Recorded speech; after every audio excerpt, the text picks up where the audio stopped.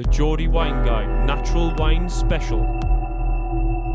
Where are you going to get natural wines? Well, I'm not saying go out and just buy natural wines, but if you go in your wine shop and you've got passionate people selling you wines, they're probably going to be able to tell you about the wine, how it was made, where it was from. It's the same as if you went to the greengrocers and you were like, oh, where does that carrot come from? Or if you bought a free-range chicken.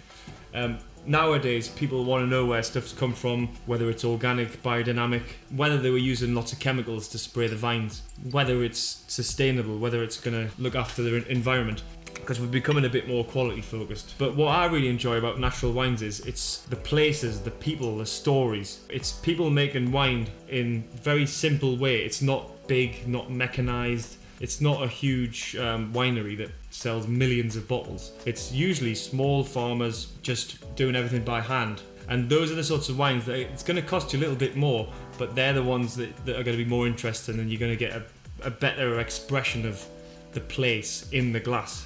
So you might find natural wine in all of the classic regions of the world. Burgundy, Bordeaux, Italy, Spain. Everywhere you go, there's people who are breaking the rules and pushing the boundaries of winemaking and doing their own little thing. So because these winemakers aren't following all the regulations of the area and stuff, and they haven't got to make the wine to the letter, they can do what they want with the labels. So you might see nice art on the labels like this. This is a cool one. That's an English wine, look at that. Wine's got to put a smile on your face. There's many ways of buying wine. I like to go in my wine shop and talk to people who know a lot about them. But there's other ways, like you could go on social media on places like Instagram, and there's people who are posting really passionately about the stories, the people, the places, because that's what it's all about. People like Interpreting Wine, he's a good guy called Lawrence, and he does podcasts on winemakers and wine growers. And you can listen to the stories and the philosophies and all that sort of stuff. My mate Stephen, he takes much better pictures than me. 3 scoops please. Should check him out.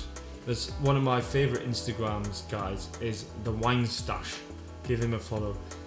He's good at taking photos, but he also travels all the way around the world and finds these wines from the craziest places. They're all made in the minimal intervention and looking after the environment and all that sort of stuff. It's great.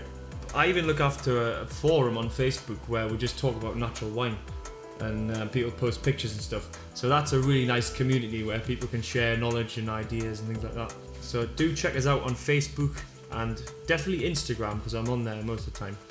And then occasionally I'll make a YouTube video like this.